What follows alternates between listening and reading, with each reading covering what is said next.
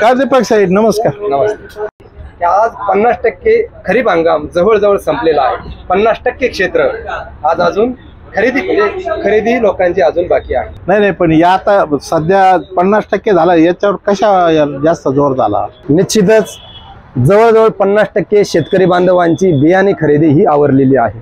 आणि मग मागील 15 दिवसापासून आमची ही सर्व टीम आहे, आमचे जे सहकारी आहे, हे सकाळी आमच्याकडे 5:30-6लाच कामावरती येतात आणि संध्याकाळी आम्हाला दुकान आवरता सगळे हिशोब त्याच्या पोस्टिंग करता संध्याकाळी 11-12 वाजतात.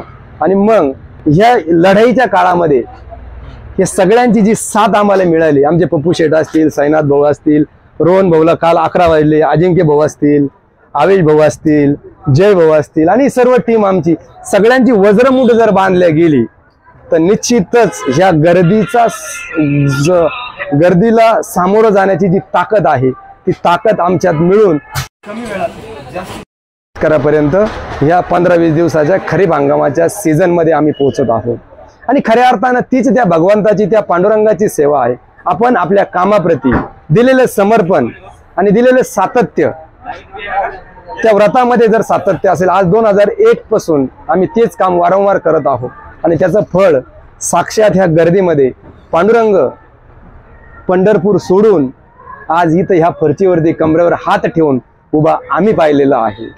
आणि त्याच अनुषंगाने तुम्ही विचारलेला हा जो प्रश्न आहे, 50% खरीप हंगाम संपलेला आहे आणि एकंदरीत शेतकरी बांधवांचा कल कोणत्या बियाण्याच्या खरेदीकडे जास्त आहे, ह्याच अनुषंगाने आपण आजचा हा व्हिडिओ बनवत आहोत. शेतकरी बांधवांनो, एकंदरीत आपण जर बघितलं आपल्या ह्या 5-6 तालुक्यात नवे तर महाराष्ट्रातील काही भाग मका बियाण्याकडे, शेतकरी बांधवांचं मका खरेदीकडे मोठ्या प्रमाणात कल आहे.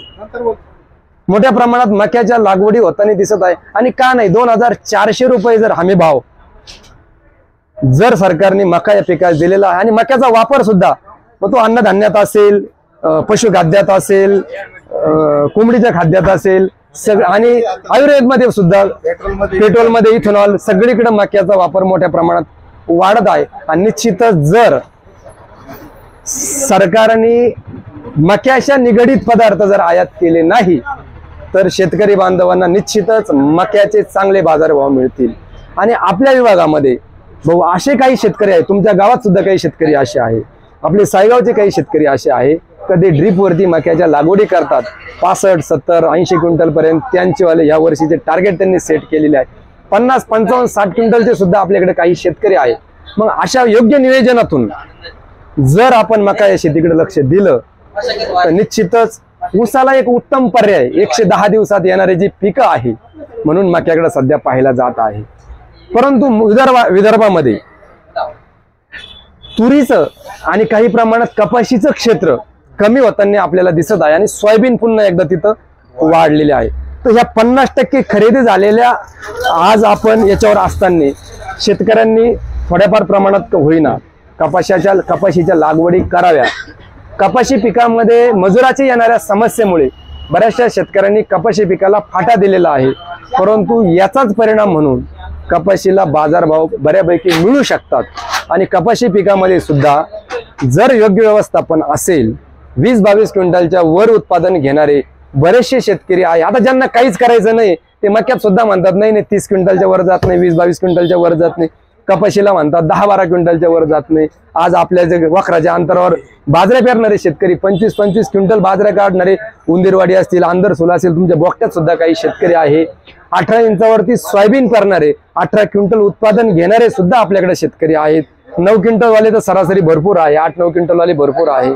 परंतु आपण आपल्या शेती व्यवसायाकडे किती उघड्या डोळ्यांनी बघतो, कसा त्या काळी आईशी बोलतो आणि त्या पिकाची काय काळजी घेतो यावरती सगळे पुढचे गणित अवलंबून असतात.